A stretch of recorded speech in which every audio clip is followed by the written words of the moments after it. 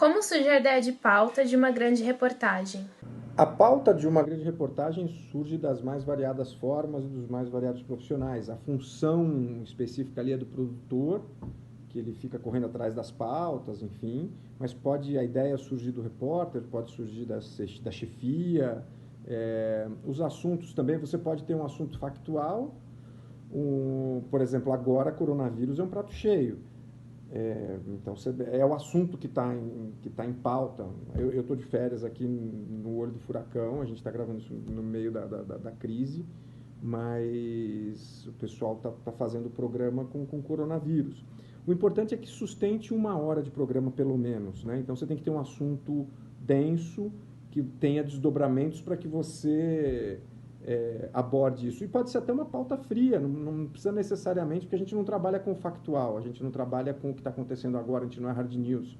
Mas se você tiver uma conexão com a atualidade, é óbvio que é sempre mais interessante. Só que a gente tem que pensar que normalmente a gente demora uns 3 meses, desde o processo de criação até a execução e edição para botar no ar, né? Então, basicamente é isso. Qual foi a parte mais difícil de percorrer o caminho do trem da morte? O trem da morte foi uma pauta bem perigosa. Assim, a gente sabia do risco que a gente corria desde o momento que a gente saiu do Brasil. A gente tinha o risco físico de cair do trem, perder uma perna, morrer efetivamente. Mas esse nem era o que mais nos assustava. Porque na região que ele passa no México, ele passa por todo o deserto do México ali, e as gangues são bem violentas. Essa era a nossa maior preocupação. Desde o momento em que a gente ia subir no trem, o guia que estava com a gente, que era um mexicano, um fotógrafo mexicano muito experiente, ele acompanha todas as equipes que vão fazer esse tipo de matéria ali, assim, as equipes importantes do mundo, né? E ele falou assim, olha, vamos evitar passar por um trecho chamado Médias Águas, porque se vocês estiverem em cima do trem, lá os bandidos, e eles sobem com o trem em movimento, lá os bandidos eles não roubam nem sequestram jornalistas, lá eles matam. Então, assim, vamos tentar fazer toda a reportagem ou antes de Médias Águas ou depois. E aí acabou que a gente fez as contas que a gente ia acabar passando por Médias Águas em cima do trem, porque aquilo é um trem de carga, que você fica mesmo sobre os vagões, né? Exposto mesmo, assim, todo mundo que olha vê as pessoas que estão em cima, iam ver lá uma equipe de TV não passa despercebida, né? A gente não estava com microcâmera, a gente estava com câmera grande, que era a forma de executar, né? E aí a gente fez as contas e aí eu falei, nós estávamos em 3 pessoas, eu, o produtor e o repórter cinematográfico, e aí eu falei assim, olha, não vamos para aí. E aí houve até uma discussão entre a equipe, o produtor achava que deveria ir, eu e o cinegrafista falaram, olha, aqui não vamos, porque senão assim, a gente era um risco desnecessário. E a gente conseguiu, tanto que a gente não passou por Médias Águas. Isso são decisões que a gente tem que tomar nesse tipo de matéria investigativa. Você tem que tomar decisões que às vezes você fala assim, não adianta a gente querer ser super-homem, porque a gente não é.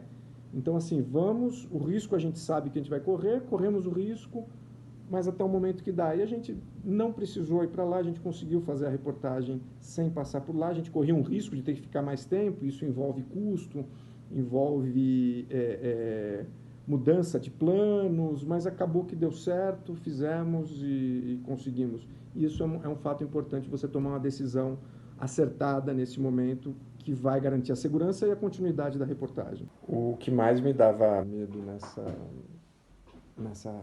reportagem, o que mais me deu medo nessa viagem era não voltar para casa. Nessa eu realmente achei em alguns momentos que a gente corria um risco sério de não voltar. Tivemos que tomar algumas decisões de dar alguns passos para trás para conseguir seguir em frente. Eu não tenho muito medo da natureza, assim, mas a gente não sabe as reações humanas. E quando você consegue, por exemplo, quando você está num lugar que você vai entrar num território controlado pelo crime, que você tem a condição de ir lá e conversar com as pessoas antes de você entrar, explicar, olha, estou entrando, tal, é uma coisa. Ali a gente estava entrando em cima de um trem e num país hostil, num lugar hostil, nós estávamos completamente expostos. Então, o meu medo não era de cair do trem, embora tivesse também, era um risco real. Mas o meu medo era de uma gangue pegar a gente e matar. Porque se eles sequestram, se eles roubam, a gente sabia que a gente estava exposto a isso. Agora, assim, tem gente que não conversa, tem gente que não quer, jornalista, para eles, eles não estão nem aí, porque a impunidade é gigantesca no México. Então, eles falaram assim, olha, vamos matar, não vai dar nada pra gente, ainda vou contar para meus amigos que eu matei uns jornalistas brasileiros. Qual foi a história dentro do trem que mais te chocou? O que mais me chocava no trem eram as famílias, né? Você tinha gente com criança de colo, assim, com bebê mesmo, fazendo essa travessia, que é um negócio selvagem, é extremamente perigoso, assim. Eu tenho uma filha pequena, na época minha filha tinha 1 ano de idade, e aquilo me cortava o coração, porque eu via aquelas pessoas com o nenezinho aqui naquele trem completamente insalubre, extremamente perigoso. É, as quadrilhas que passam ali, eles roubam crianças às vezes. Isso segundo as autoridades norte-americanas, de cada 3 mulheres que sobem no trem, que fazem essa travessia com o trem, uma é estuprada. Então, assim, é extremamente perigoso. E, assim, uma criança, a gente sabe que um descuido, ela sai aqui, ela cai do trem. E no trem, se você der 2, 3 passos sem prestar atenção onde você está, você cai num buraco que tem ali, você enfia seu pé na roda, porque não é um trem de passageiros, é um trem de carga, você está ali improvisado. Então, o desespero dessas pessoas para estarem ali com os filhos, aquilo foi o que mais me chocou. Porque ninguém põe o seu filho numa situação dessa se não for por desespero e por extrema falta de outra opção. Só quem faz isso é porque não tem outra opção, é por desespero. Como essa reportagem mudou a sua visão sobre as pessoas que fazem essa travessia? Sempre a gente sai da redação com um olhar e volta com outro, né? Não foi diferente nesse caso da travessia da migração ilegal. Você vê que esses migrantes, eles saem da Guatemala, de Honduras, El Salvador, que são países miseráveis e extremamente violentos, muito mais violentos do que o Brasil. E eles saem por puro desespero mesmo. É lógico que tem alguns aventureiros e que tem gente ruim em todo lugar, e o ser humano é assim. Mas a grande maioria é gente que está desesperada e gente que atravessa outros países e atravessa outras culturas, e às vezes eles não são compreendidos, né? E às vezes a gente acaba tendo essa leitura, né? Porque a gente vê de longe. Quando você entra ali, que você convive com essas pessoas, você vê o porquê eles fazem isso, por que eles estão deixando a casa deles, e o total despreparo naquela viagem. Eles saem sem dinheiro nenhum, eles vão a pé, eles andam por dias sem comida, dependendo da solidariedade de outros, são assaltados mesmo sem ter nada. Os caras ainda levam um par de sapato do cara que é miserável ali, que está fazendo essa travessia. Então, isso mostra, assim, o desespero dessas pessoas, né? Assim, a falta de opção. Agora, o mais interessante é que você nota em todos eles uma grande esperança, assim. Porque a maioria não vai nem conseguir chegar nos Estados Unidos. Eles passam, tipo, 3 semanas, 1 mês viajando, passando fome, frio, sede, sendo assaltados, estuprados, enfim, passando as mais diversas privações e violências. A maioria não consegue entrar nos Estados Unidos, mesmo assim, todos eles têm uma esperança e uma fé de que vão chegar que é impressionante, assim. Eles conseguem manter o bom humor no meio daquele caos que é aquela viagem, e todos eles acreditam que vão chegar lá e que vão vencer na vida. É por isso que quando os que conseguem chegar, eles realmente se empenham, e muitos deles conseguem ter uma vida muito melhor do que o que eles tinham no país de origem. E assim, como a gente visitou também os países de onde esses caras saem, a gente vê que quem conseguiu chegar, as famílias dessas pessoas, elas estão numa situação melhor, porque o cara, mesmo tendo um subemprego nos Estados Unidos, ele tem um emprego e recebe em dólar, então ele consegue mandar dinheiro para a família em Honduras, Guatemala, enfim, seja lá onde for. Então isso realmente muda a vida dessas pessoas, e eles acreditam que eles vão conseguir mudar de vida, embora a maioria volte para os países e volte em situação pior do que foram. Qual foi o processo de apuração dessa grande reportagem? Essa história surgiu era o tema do momento, né? Assim, a migração ilegal, aquelas caravanas gigantescas atravessando a América Central rumo aos Estados Unidos. Isso era um tema muito interessante, a gente só não sabia qual era o recorte que a gente ia dar. E aí, um cinegrafista que trabalha com a gente, e nem foi ele que fez essa reportagem, ele comentou com o nosso chefe, o Gustavo Costa, o nosso editor executivo, que tinha um amigo fotógrafo dele, subiu no trem, enfim, e que surgiu a ideia. O Gustavo começou a pesquisar algumas outras reportagens que tinham sido feitas daquele jeito, no trem, e a gente falou, como é que a gente vai fazer de uma forma diferente? E aí a gente começou a assistir, começou a ligar para as associações, para as entidades de direitos humanos e ligando para os lugares, vendo reportagens que já tinham sido feitas, pegando ideias e tentando fazer uma coisa diferente. E aí foi surgindo, a gente foi ligando para as pessoas, encontramos um bom guia no México, que era um fotógrafo de lá, né, que eu já comentei, e foi isso, a gente foi ligando, marcando, em cada lugar a gente tinha um guia, que é assim que funciona, não dá para a gente chegar num país diferente, porque você vai se enfiar num lugar que você não conhece, você tem que ter sempre um bom guia, isso é fundamental num trabalho de apuração de um programa como esse.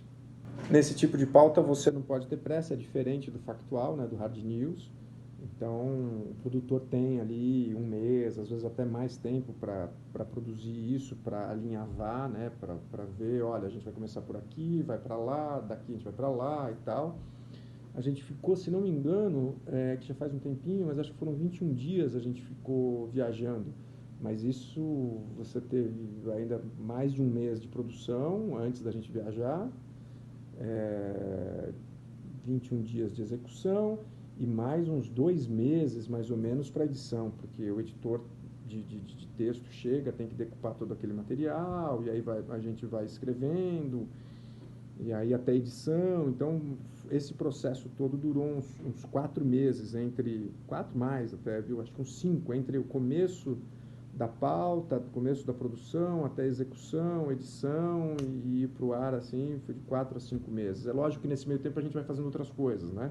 Cada um tem a sua função ali. Enquanto a gente estava produzindo, o editor estava fazendo outra coisa. Enquanto a gente estava executando, também o editor estava fazendo outra coisa. Quando nós voltamos, o produtor já foi para outra matéria, e eu comecei a fazer outras coisas menores por aqui também, e o editor foi cuidando do material. E aí, então, é assim que funciona o processo de uma redação de reportagens especiais, né? O que te encorajou a contar essa história sabendo de todos os riscos? O que me encoraja sempre é o tesão jornalístico. É contar uma boa história. Eu faço o que eu gosto. A grande reportagem é uma coisa que eu sempre quis fazer desde a faculdade. Eu não pensava em fazer TV, eu me formei em 94. Eu não pensava em fazer TV, eu pensava em fazer revista, mas acabei caindo em TV e estou até hoje há muito tempo, enfim. Mas eu sempre quis as grandes reportagens, eu não gosto muito do factual, nunca gostei do ao vivo, enfim. Fiz muito por conta da carreira, mas é isso que eu gosto de fazer, se aprofundar num tema e principalmente dar voz para quem não tem voz, né? A gente faz muita coisa de direitos humanos, que é uma característica do nosso programa, embora nós tenhamos, às vezes, as reportagens que precisam ter um cunho de audiência, mercado, a gente está numa TV aberta, e às vezes tem que dar até uma roupagem um pouco mais popular do que o que a gente gostaria, mas é assim, quando vocês estiverem no mercado, vocês vão ver que é assim. Mas sem perder o cunho jornalístico, sem perder o interesse pela verdade, né? O compromisso com a verdade e de dar voz mesmo a quem não tem, porque é muito legal isso, assim, quando você chegava lá com uma câmera, as pessoas falavam, pô, eu vou ser ouvido, sabe? E além de dar voz a quem nunca foi ouvido, a gente dá voz a quem precisa ser ouvido, né? Porque no jornalismo diário, no hard news, geralmente são sempre as mesmas fontes, as fontes oficiais, um personagem só, porque é a dinâmica da coisa, é assim mesmo que funciona. Numa reportagem especial, numa redação que você tem esse tempo, então você consegue ir além, e é isso que me motiva. Os riscos, como eu falei, existem, a gente sabe que existe, mas a gente tenta controlar isso. Eu não sou super-herói, nem não tenho a mínima vontade de ser, morro de medo algumas vezes, e se eu acho que não vai dar, eu falo, não vou, vamos até aqui, porque não adianta. Se você vai, você se põe em risco demais, você vai ser roubado, você perde todo o seu material, perdeu tudo que você fez, ou então você perde a sua vida. E não é esse o objetivo. Muitas histórias a gente não consegue contar, porque o risco é muito grande. Agora, o que dá para a gente contar, a gente tenta e quando a gente consegue é ótimo.